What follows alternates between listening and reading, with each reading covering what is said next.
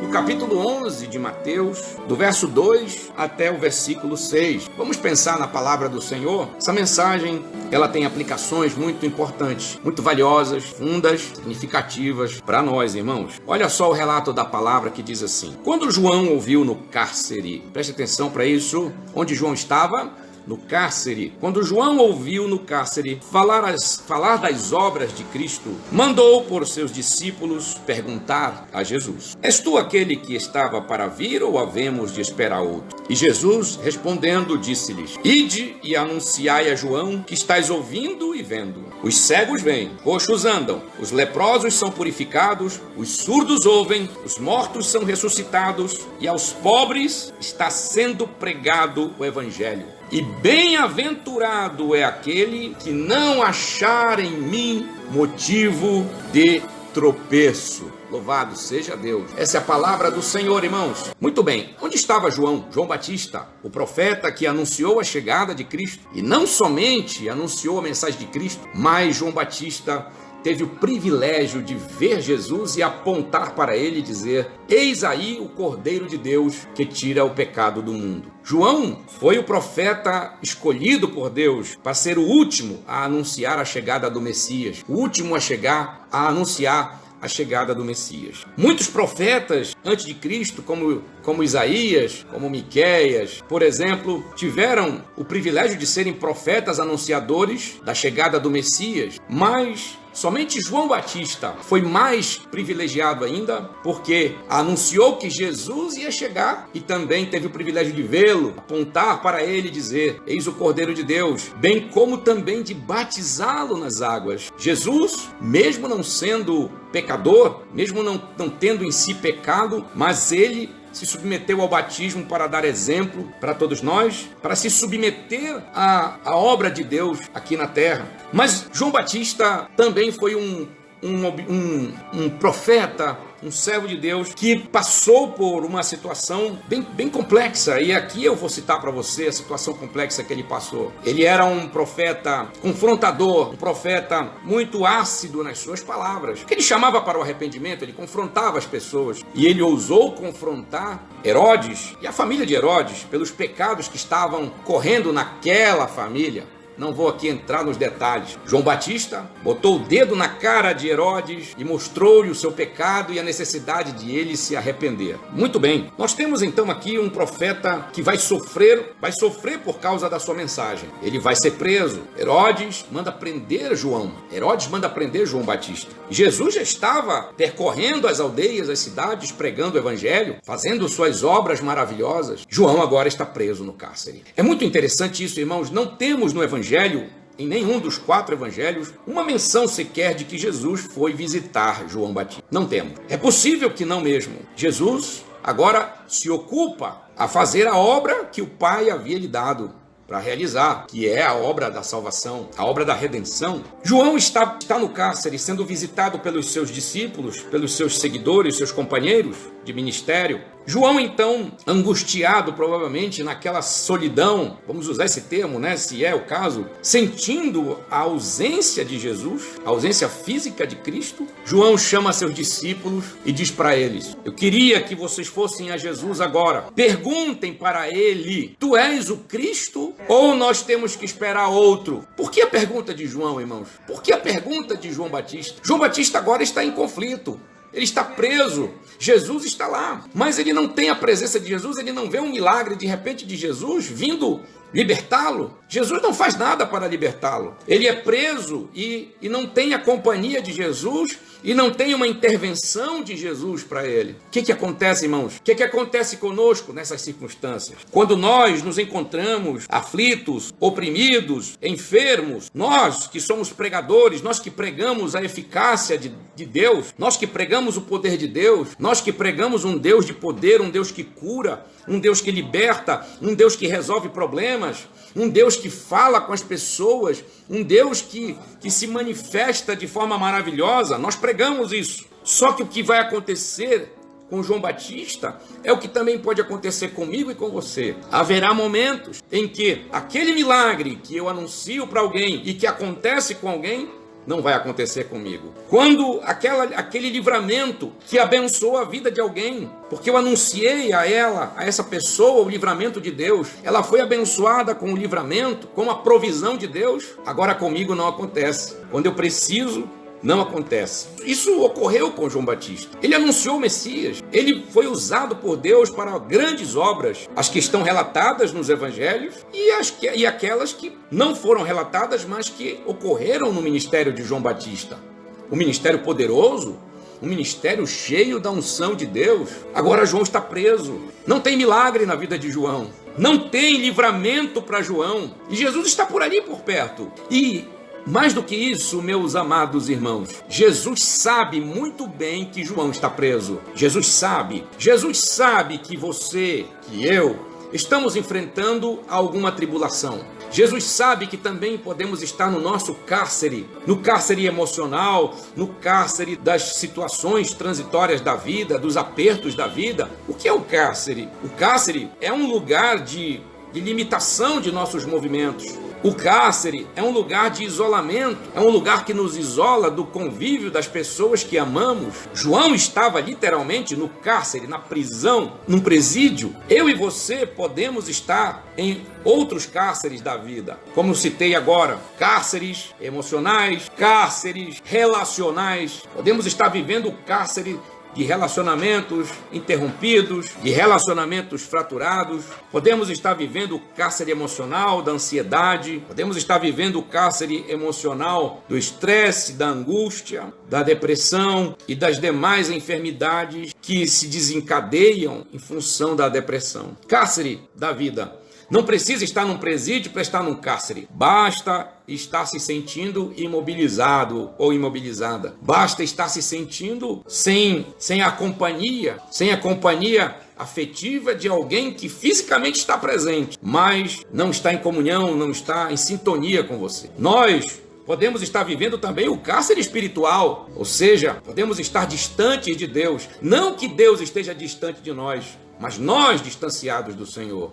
Pelas nossas desobediências, pelas nossas teimosias, pelas nossas resistências a Deus. João estava lá. Eu e você estamos convivendo com situações de cárcere. Se não estamos, já vivemos ou vamos viver situações de cárcere. Agora surge uma grande questão em João. Será que ele é realmente o Cristo? Mas por que João questiona, será ele realmente o Cristo? Por quê? Porque João está vivendo uma situação dele particular. Como ele está preso e Jesus não vai ao seu auxílio, como ele está preso e Jesus não o liberta da prisão, então vem a pergunta: será que ele realmente é o Cristo? Sim, irmãos, isso acontece conosco. Nós já vimos muitos livramentos de Deus na vida das pessoas e na nossa vida mesmo. Já vimos muitas obras milagrosas de Deus, muitas manifestações da provisão de Deus em nós e na vida dos outros. Mas a de hoje, a de agora, que eu e você podemos estar vivendo, ela é muito mais aguda, porque é a presente. As outras já passaram. E essa presente parece ser a mais aguda, a mais grave de todas, a que mais nós necessitamos da presença,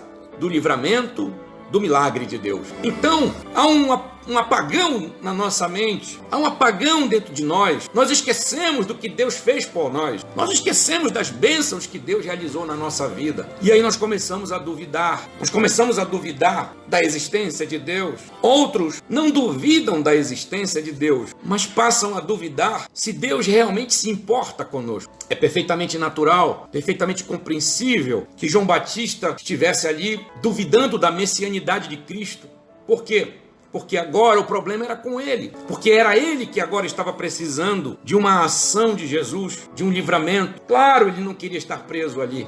E aí, irmãos, esse conflito se passa conosco. Nós vivemos situações de aperto, de angústia, de aflição, de enfermidade, de perseguição, de desenlace, de luto, de dor, seja ela qual for, a dor emocional, a dor física.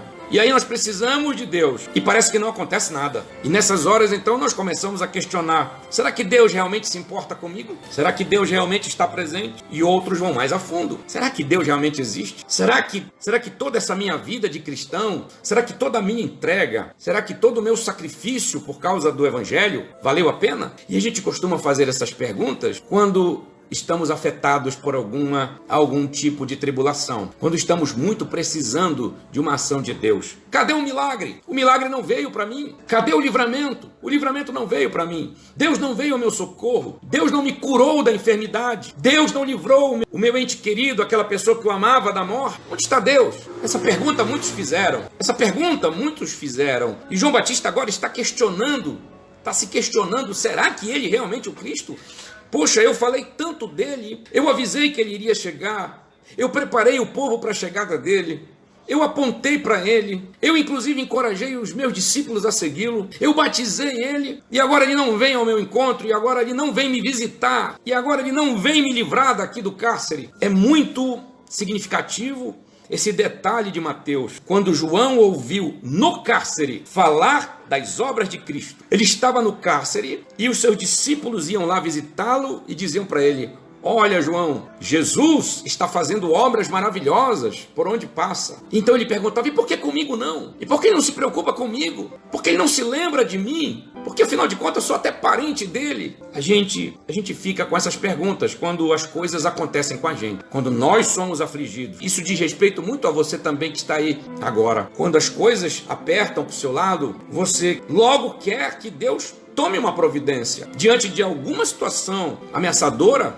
você quer que Deus tome a providência e ele não toma a providência. Por que será? Porque ele se esqueceu de você? Porque ele te abandonou? Porque ele não existe? Não, de maneira nenhuma. Sabe por quê? Porque Jesus está preocupado com mais de 7 bilhões e 500 milhões de habitantes na Terra. Você não é o centro das atenções de Deus. Você faz parte de uma humanidade que é o alvo, o foco do amor de Deus, da graça de Deus. Deus não orbita em volta de você. Deus não orbita em volta de mim. Deus está orbitando, se é que a gente pode dizer isso, em volta da humanidade. A graça de Deus está orbitando em volta da humanidade. Vejam, João recebe na prisão notícias de que Jesus está fazendo grandes obras na Palestina, mas João está preocupado com ele, ou seja, ele nem se preocupa em se alegrar com as obras de Jesus, não, ele se preocupa com ele, ou seja, Jesus está curando, Jesus está fazendo milagres, mas eu estou aqui preso. É isso que eu e você fazemos também. Nós perguntamos. Tem gente dando testemunho, tem gente dizendo que foi curado, tem gente dizendo que foi liberto, tem gente dizendo que foi abençoado. E eu estou aqui, e eu estou doente, eu estou sem dinheiro, eu estou sem emprego, e eu perdi um ente querido. Então, Deus parece que está a meu serviço, né? A gente não se preocupa com o que Deus está fazendo com os outros. A gente está preocupado com o que Deus tem que fazer com a gente. Isso é um tremendo egoísmo da nossa parte. Jesus estava tentando passar uma lição para João Batista, dizendo para ele, em outras palavras, dizendo para ele no silêncio: João, chegará um dia em que eu vou ser crucificado e lá na cruz eu serei abandonado, eu ficarei sozinho, até o Pai vai me abandonar, porque foi esse o grito de Jesus lá na cruz: Deus meu, por que me desamparaste? Que o Pai deixou o seu filho ali morrer, o Pai o deixou, o pai ficou lá de longe, vendo o filho sofrer e morrer na cruz, mas era necessário. Sabe por quê? Porque naquele momento o Pai estava preocupado com a humanidade. Aquele momento era o momento de deixar o filho sofrer sozinho na cruz. Era o momento de deixar o filho derramar sangue na cruz, sozinho ali. João não percebeu isso. E João sabia perfeitamente disso. João tinha conhecimento do que o Filho, do que o Cordeiro de Deus, do que o Messias passaria, do papel de Jesus. Então, amados, essa é uma lição muito preciosa para nós. Nós, às vezes, duvidamos da preocupação de Deus conosco, do amor de Deus para conosco, quando nós estamos sofrendo, quando nós estamos passando por alguma dificuldade. Aí a gente pensa: poxa, Senhor, eu te servi tanto, eu abençoei tantas vidas, eu participei de tantas obras, de tantos ministérios, de tantos cultos, e agora eu estou aqui abandonado, ninguém vem me visitar, os meus amigos, aqueles que diziam que gostavam de mim não estão aqui comigo. Sabe, às vezes a gente reclama: o pastor não veio me visitar. E aí a gente começa a pensar: será que está valendo a pena esse negócio de ser crente? ser cristão? Foi isso que se passou pela cabeça de João Batista. Será? Será que ele é realmente o Cristo? Essa pergunta a gente faz. Será que realmente é Deus mesmo? Será que é verdade esse negócio que está escrito aqui nessa Bíblia? De que Deus se importa conosco, de que Deus nos ama, de que Deus é bondoso, de que Ele é poderoso? Por quê? Porque Ele não faz nada na minha vida agora. Porque Ele não está me curando, porque Ele não está me abençoando, porque está todo mundo sendo abençoado menos eu. Sabe? É quando o egoísmo toma conta da nossa alma e a gente só pensa na gente. A gente só pensa na gente. E eu quero convidar você agora para ir mais um pouquinho nesse texto. E indo mais um pouquinho nesse texto, os discípulos de João vão lá com Jesus. Eles chegam com Jesus e perguntam. Eles dizem: mestre, João mandou perguntar para ti se tu és mesmo o Cristo, se tu és aquele que havia de vir, ou se temos que esperar outro. É uma pergunta muito atrevida. É fruto de angústia, mas também é fruto de falta de fé. É fruto de egoísmo. É resultado de alguém que está pensando em si nesse momento, que não está pensando na humanidade. Você que está agora se sentindo imobilizado, imobilizada. Você que está se sentindo distanciado de pessoas. Você que está se sentindo desprezado ou desprezada. Você que está se sentindo abandonado ou abandonada, e agora você questiona a misericórdia de Deus, você questiona o amor de Deus, você questiona a preocupação de Deus com você. Olha a resposta de Jesus. Jesus não diz para os discípulos de João, dizendo assim: olha, digam que eu sou o Cristo. Ele não diz isso. Ele não diz isso. A resposta de Jesus não é essa de dizer: eu sou o Cristo. Digam para João, para ele ficar quieto lá, para ele ficar tranquilo que eu sou o Cristo. A resposta de Jesus são os sinais dele, da sua messianidade. Jesus responde para João da seguinte maneira. Ele diz assim: olha, digam para João, anunciem para ele que o Filho está curando, está fazendo grandes obras. Ele diz assim: ide anunciai a João o que estáis ouvindo e vendo. Os cegos veem, os coxos andam, os leprosos são purificados, os surdos ouvem, os mortos são ressuscitados e aos pobres está sendo pregado o evangelho. Pense nisso. Nas suas horas de dor, nas suas horas de aflição, quando você se sente abandonado, abandonada, quando parece que todo mundo te esqueceu, inclusive Deus, primeira coisa que eu quero colocar para você é a pessoa de Cristo, Jesus na cruz, abandonado pelos seus discípulos, e o próprio Pai o deixa sozinho ali, e ele tem que ficar só ali na cruz, por causa de mim e de você. O Pai não tirou o Filho da cruz. O Pai não tirou o Filho da cruz. Sabe por que o Pai não tirou o Filho da cruz? Porque ele estava pensando em você. Que ele estava pensando na sua salvação, na minha salvação. O Pai não tirou o Filho da cruz porque ele estava pensando na humanidade. Deus amou o mundo de tal maneira. Olha só, Deus amou o mundo de tal maneira que deu o seu Filho unigênito para que todo aquele que nele crê não pereça, mas tenha vida eterna. Jesus estava dizendo para João: João, veja as minhas obras, veja os sinais da minha messianidade. Eu estou trabalhando, não estou trabalhando só para você, João. Eu estou trabalhando pela humanidade. Estou fazendo uma obra para a humanidade. E não só para a humanidade, mas para a eternidade. João, eu também vou morrer, João. João, eu também vou morrer abandonado numa cruz. João, eu vou ser crucificado, vão me espancar, vão me furar, eu vou ficar ali abandonado. Meu Pai vai me abandonar, João. E você está duvidando da minha messianidade. Os ateus perguntam se Deus realmente existe. Aliás, os ateus, eles dizem que Deus não existe. Deus não existe. E para dizer que Deus não existe é preciso ter muita fé. Por quê? Porque os sinais da presença e da existência de Deus são muito claros, são muito evidentes. O universo proclama a glória de Deus. Diz o Salmo 19, os céus manifestam a glória de Deus e o firmamento anuncia a obra de suas mãos. Deus é a melhor explicação para o fato de existir alguma coisa ao invés do nada, meus irmãos. Deus é a melhor explicação para a origem do universo em algum momento do passado finito. Deus é a melhor explicação para esse maravilhoso e perfeito ajuste fino das condições iniciais do universo que possibilitam a existência da vida inteligente. É Deus. Será que isso não é suficiente para você saber que Deus existe? Deus é o melhor ou é a melhor explicação para a existência de valores morais. Deus é a melhor explicação para a existência de valores morais, pelo o senso de justiça, de certo, de errado, de justo, de injusto, inclusive a própria existência do mal. Por quê? Porque sem Deus não haveria qualquer fundamento moral para chamar alguma coisa de mal, de ruim, de errado. Você diz que alguma coisa é má, que alguma coisa é injusta, que alguma coisa é errada. Por quê? Porque existe primeiramente o certo. Você conheceu aquilo que é certo, aquilo que é ético, que é verdadeiro. Você diz que algo é mentira, porque você conhece a verdade em primeiro plano. Deus é a melhor explicação para a existência de valores morais no mundo. E por que você questiona a existência de Deus? Só porque você está no cárcere da aflição? Só porque você não teve sua oração respondida imediatamente? Só porque você se frustrou, porque você chorou, jejuou, orou e não saiu de dentro de você aquele sentimento, aquela coisa ruim? Você orou para que alguém ficasse curado e não ficou?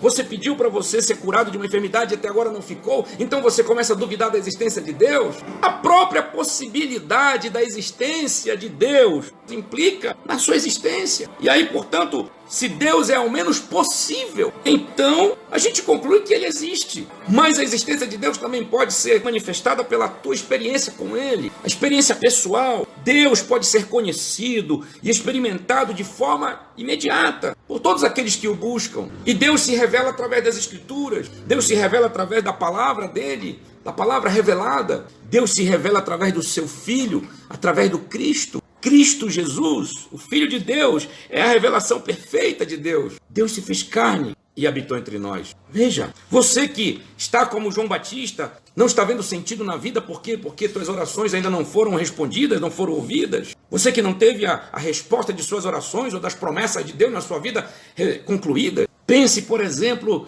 em Abraão. Abraão, Deus prometeu para ele que ele seria pai de uma grande nação. E quando Abraão morreu, ele tinha apenas 2 filhos. Quando Abraão morreu, ele tinha Ismael e Isaac, e depois 2 netos. E as promessas de Deus? E as promessas de Deus que vieram para ele dizendo, tu serás pai de uma grande nação. Mas Abraão permaneceu firme na promessa. Abraão permaneceu firme, confiando que aquele que prometeu era fiel para cumprir a promessa. Eu e você precisamos permanecer fiéis às promessas de Deus. Não é porque estamos vivendo num cárcere hoje, não é porque estamos vivendo hoje numa situação de encarceramento, que vamos esquecer de tudo que Deus já fez por nós. Não, de forma nenhuma. Deus continua sendo o mesmo Deus. A existência do povo judeu, do povo de Israel, os livramentos que esse povo já teve na história, tudo que esse povo já passou, são evidências da existência de Deus. E você aí questionando, e eu aqui questionando, se Deus realmente existe, ou se Deus se importa comigo, se Deus se importa com você. Jesus diz no versículo 6, bem-aventurado é aquele que não achar em mim motivo de tropeço.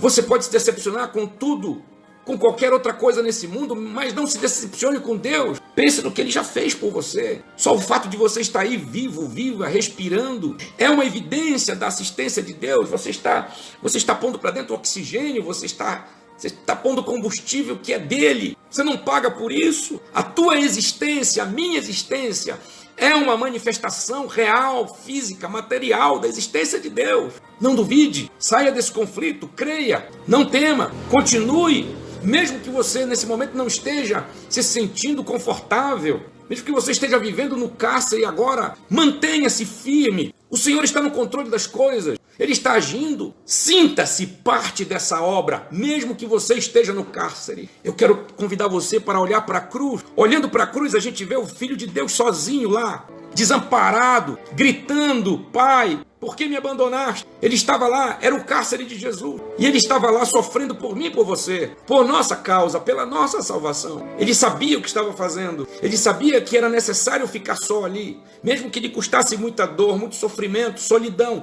Ele sabia que era necessário estar ali porque ele era parte, a principal parte do maior plano divino para a humanidade, que redime não somente a humanidade, mas redime também todo o universo. Como diz o apóstolo Paulo em Romanos capítulo 8, toda a criação geme e está ansiosa pela sua redenção. E Cristo foi a parte principal desse plano, e para que ele pudesse realizar a obra da redenção, foi necessário que ele ficasse ali na cruz, pendurado, sozinho, sofrendo, gemendo, derramando o sangue com os pés e as mãos pregadas na cruz, com o seu corpo todo retalhado. Ele precisou ficar ali. Então o seu cárcere não é nada, o meu cárcere não é nada, perto do que Jesus passou ali na cruz. Sem contar os momentos agonizantes que ele sofreu, sendo espancado, sendo maltratado, cuspido, completamente escarnecido pelos que o levaram para o Calvário. O meu sofrimento, o teu sofrimento não é nada perto do que Jesus sofreu por nós. Você está no cárcere?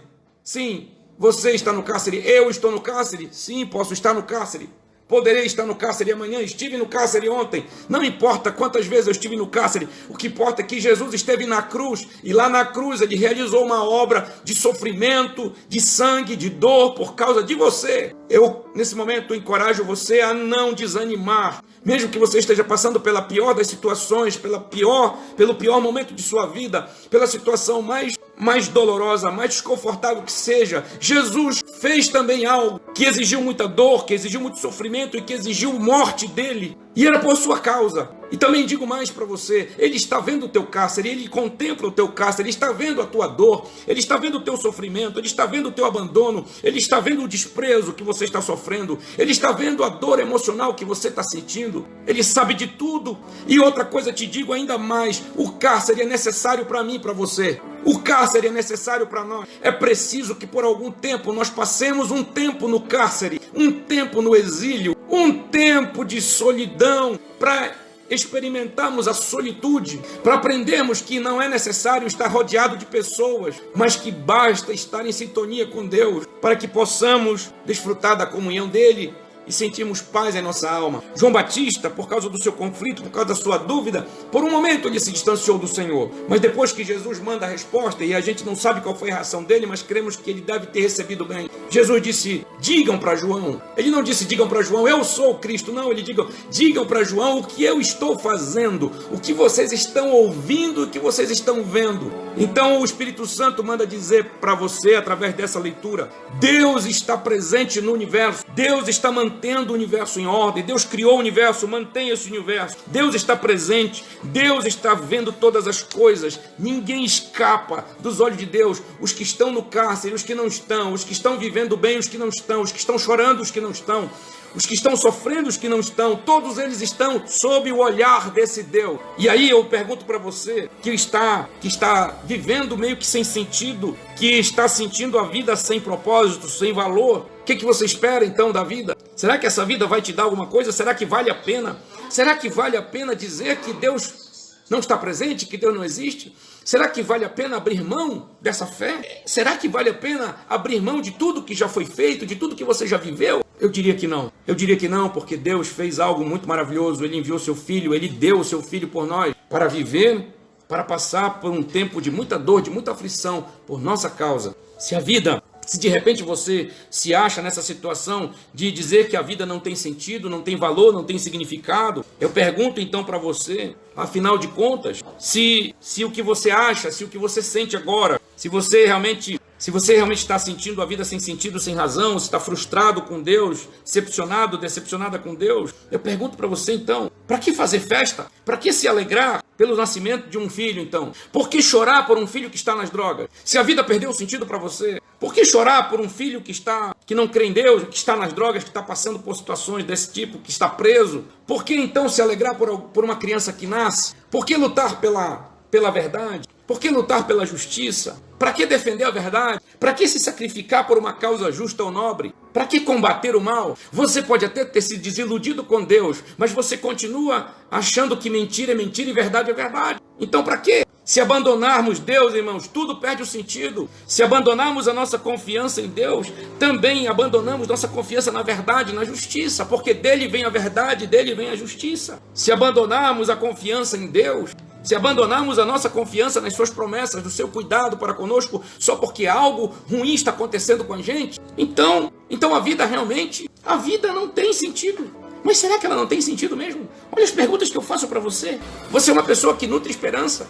Se você tem esperança, a vida tem sentido. Se você ama, a vida tem sentido. Se você chora pela morte de alguém, então a vida tem sentido. Se você se alegra com o nascimento de alguém, então a vida tem sentido. Se você se entristece com a mentira, com a corrupção, com a injustiça, então a vida tem sentido.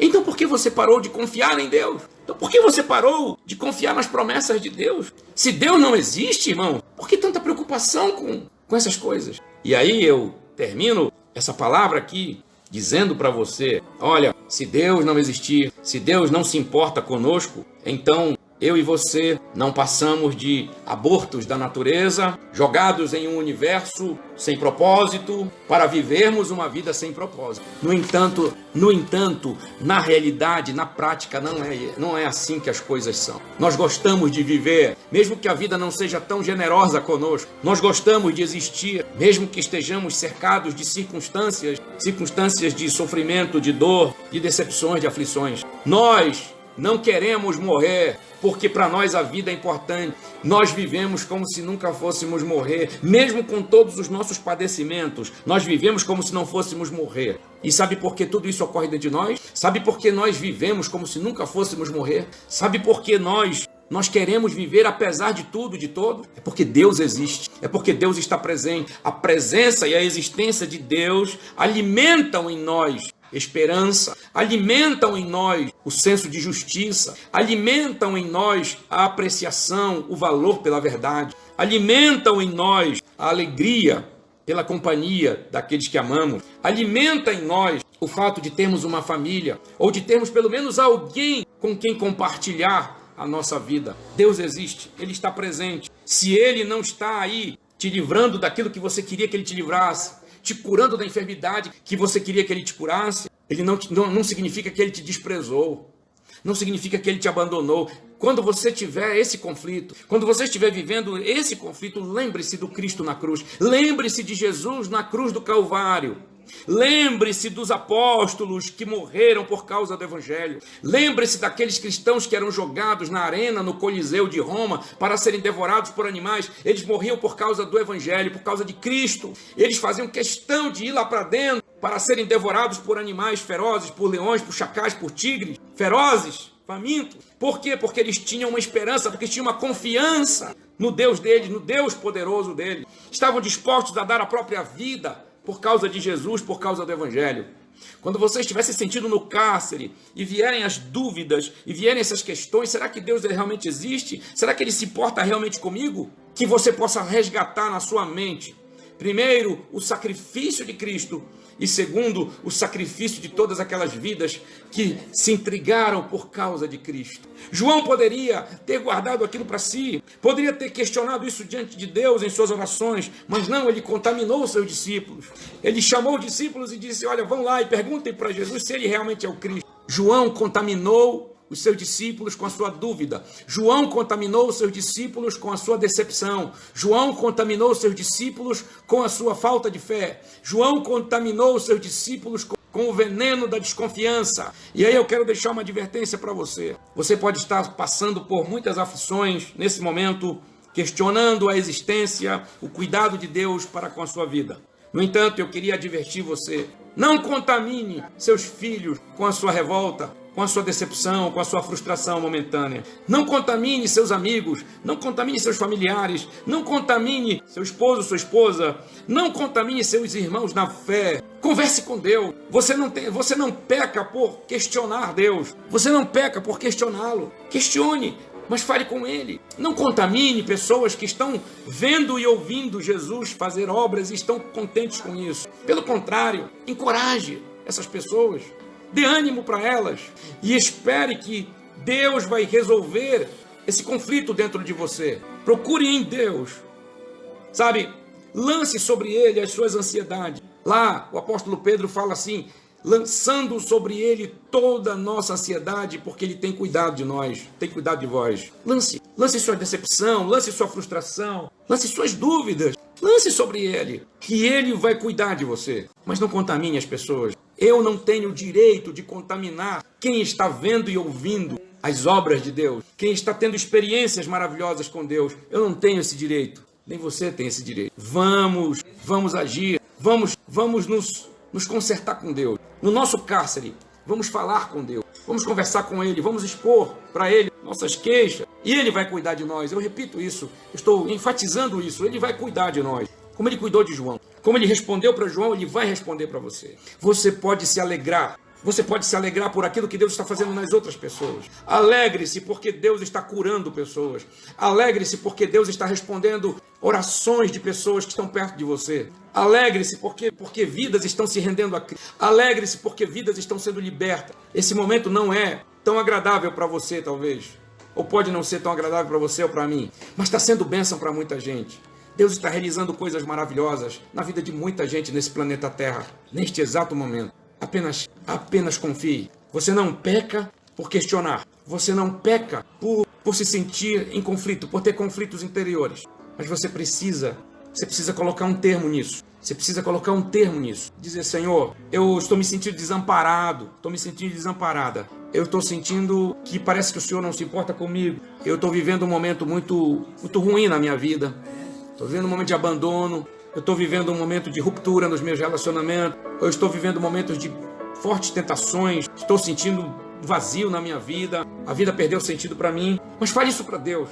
Fale isso para Deus. Porque se você começar a falar isso com outras pessoas, e de repente você vai encontrar pessoas que estão vivendo a mesma situação que você, não é só você que vai para a vala do desespero, que vai para a vala da vida sem sentido, mas as pessoas que forem contaminadas pela sua decepção, pela sua frustração, também irão junto com você. Não permita esse suicídio espiritual e nem encoraje ninguém a isso também. Ajude. Mesmo que você não esteja tão animado agora, mesmo que você não esteja sentindo tanto ânimo, tanto encorajamento agora, mas tente ajudar. Não faça como João, que contaminou seus discípulos com perguntas duvidosas, com perguntas incrédulas. Jogue isso para Deus, que Deus vai cuidar de você, que Deus vai resolver esse caso com você. Tenha certeza disso. O teu momento vai chegar. A tua hora, a hora da tua libertação vai chegar. A hora da tua cura vai chegar, com toda certeza. E eu digo para mim e digo para você isso. A cura mais importante vai ser a cura dessa natureza carnal que caminha conosco, que vive em nós. E esse momento vai ser no momento da volta de Jesus. Quando Ele aparecer nas nuvens dos céus com poder e glória, nós seremos curados de todas as nossas enfermidades, de todas as nossas imperfeições. Seremos libertos do poder do pecado e do poder da morte. Eu creio nisso. Mesmo que venham aflições, mesmo que venham tentações, mesmo que venham lutas, provas terríveis, dores, sofrimento, mesmo que a morte nos ameace, nós devemos continuar firmes, confiantes que aquele que prometeu é fiel para cumprir o que prometeu. Amém? Que Deus abençoe sua vida. Quero convidar você para nós orarmos agora. Eu tenho absoluta certeza de que eu e você teremos sempre as respostas necessárias para nos mantermos firmes na confiança no Senhor, nas promessas do Senhor, na ação dele, na volta dele, na ressurreição, na nova vida, na vida eterna, na eternidade. Porque isso é o muito mais importante do que qualquer bem que possamos receber aqui nesta nossa existência. Senhor, nosso Deus e Pai eterno, em nome de Jesus, nós te agradecemos pela palavra que lemos e que meditamos. Neste momento, muitos dos nossos irmãos agora estão vivendo em seus cárceres, suas aflições, seus isolamentos, suas dificuldades. E em algumas dessas mentes sempre passam alguns questionamentos sobre a tua presença, sobre a tua provisão, sobre as tuas ações de libertação, as tuas intervenções. Meu Deus, nós pedimos agora em nome de Jesus que o Senhor envie respostas a essas mentes inquietas, que o Senhor envie resposta a essas mentes que estão aflitas, que o Senhor envie as respostas para aqueles que estão se sentindo desamparados, isolados, sós, meu Deus, que estão se sentindo enfermos, estão atravessando por tempo de dor, padecimentos das mais variadas espécies, Senhor. Acompanha-os agora, dá consolo a eles, Pai, que eles sejam encorajados a prosseguirem a caminhada da fé, a caminhada da vida, que não desistam, que não desanimem, tenham ânimo para encorajar alguém, para encorajar seus familiares, amigos, a prosseguirem a jornada da fé, Pai, até que eles tenham refrigério do Senhor. Pai querido, que o Senhor nos acompanhe, que o Senhor nos guarde, que o Senhor nos livre do mal, que o Senhor nos dê força, nos dê ânimo nas nossas aflições. Tenhamos bom ânimo de Cristo e a paz que excede todo o entendimento que vem do Senhor. Guarde as nossas mentes, guarde o nosso coração em Cristo Jesus, o teu Filho amado. É em nome de Jesus que nós oramos e bendizemos o teu santo nome. Amém e amém.